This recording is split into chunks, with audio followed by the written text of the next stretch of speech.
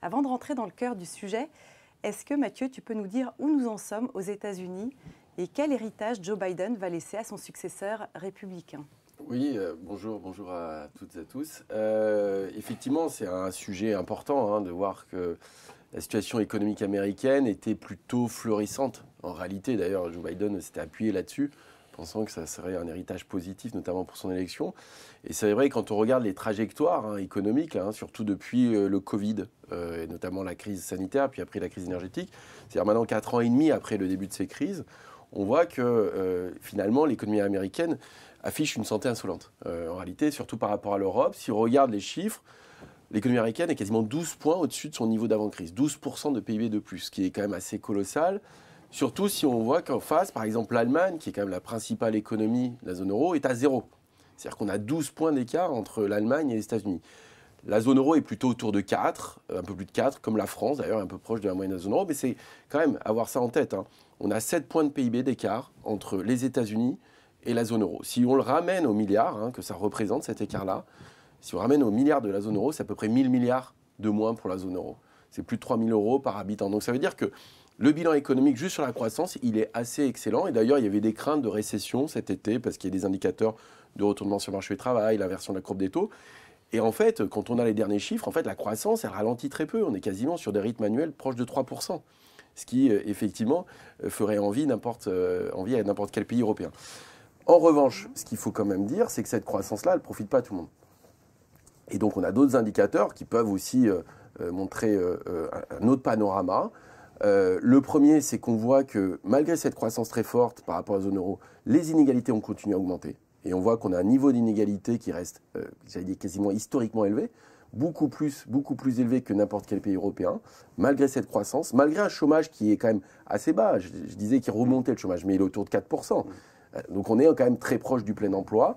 Et puis deux autres choses sur lesquelles peut-être on reviendra, et à mon avis qui sont deux points quand même cruciaux, c'est que c'est une économie qui connaît des déséquilibres. On a une croissance forte, mais à côté de ça, des déficits commerciaux qui continuent à se creuser, malgré les politiques protectionnistes qui ont été mises en pratique dès le premier mandat de Donald Trump. On le voit, le déficit commercial sur juste les biens, c'est près de 1000 milliards. Donc ça reste colossal, d'où cette envie finalement de réduire ce déficit avec des mesures protectionnistes que prône Donald Trump. Et puis deuxième point qui est assez crucial, c'est que c'est une économie qui est tirée par les déficits publics.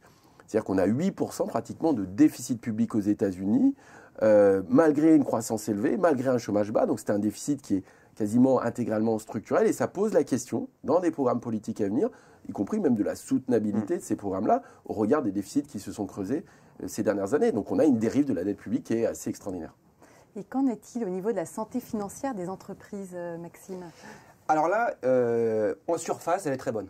On a vraiment des bilans des entreprises américaines très solides, des ratios de dette relativement faibles, qui ont même plutôt baissé, des charges d'intérêt aussi, qui malgré la hausse des taux d'intérêt depuis 2021-2022, ont baissé. Parce qu'on a observé en fait que les entreprises américaines ont été très bonnes dans la gestion de leur trésorerie. Elles ont placé leur excédent de cash, qui est énorme, dans des bons du Trésor américain qui rapportent 4-5%. Et en même temps, côté passif, donc côté dette, elles ont vraiment des dettes à des taux d'intérêt fixes, contractées avant la pandémie, pour beaucoup. Donc la charge d'intérêt n'a finalement pas beaucoup augmenté, alors que côté actif, elles ont profité vraiment de la hausse des taux d'intérêt. Donc ça, c'est la situation un peu générale, qui fait un peu écho à ce que disait Mathieu, d'une très bonne situation financière des entreprises. Un taux de marge aussi très élevé, qui est en hausse constante, depuis une quinzaine d'années, disons, à peu près à 37%, ce qui ferait envie à beaucoup d'entreprises en Europe. Donc ça, c'est le panorama général. Après, sous la surface, c'est vrai que la situation n'est peut-être pas aussi reluisante que ça.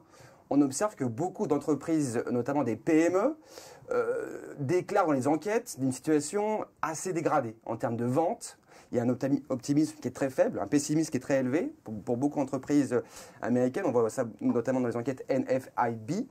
Donc il y a une sorte d'économie à deux vitesses en fait. C'est-à-dire que la macro nous montre une situation globale très très bonne, mais quand on creuse un petit peu moins dans le détail, on voit que beaucoup de PME souffrent beaucoup de la hausse des taux d'intérêt et beaucoup de l'inflation. Et ça, d'ailleurs, ça peut aussi alimenter le vote Trump, puisqu'il y a vraiment une situation, vraiment des entreprises qui ne profitent pas forcément de la bonne santé générale macroéconomique du pays. Des marges confortables, donc une confiance pas toujours au rendez-vous. Comment est-ce que cela se traduit-il au niveau des défaillances, du nombre de défaillances? Pour autant, et Benjamin. après ce que Mathieu et Maxime viennent de dire, ce qu'on a pu observer ces dernières années, donc depuis 2021 qui était peut-être un peu plus calme en termes de défaillances, c'est que 2022, 2023, 2024, on a un retour des défaillances et qui touche vraiment tout type d'entreprise.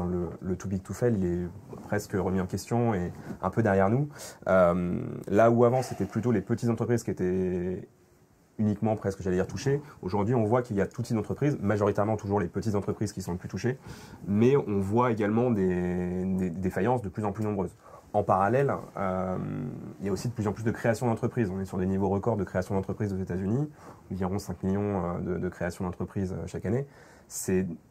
De ce côté-là, on voit des créations importantes, des défaillances de plus en plus importantes également, dans les difficultés que peuvent rencontrer les entreprises, au-delà des problématiques exceptionnelles que, par exemple, Super Microcomputer peut rencontrer avec les allégations de manipulation des comptes. Forcément, le cours en bourse a chuté de 40% dans la journée, ou Boeing qui a perdu la moitié de sa valorisation en un an en bourse.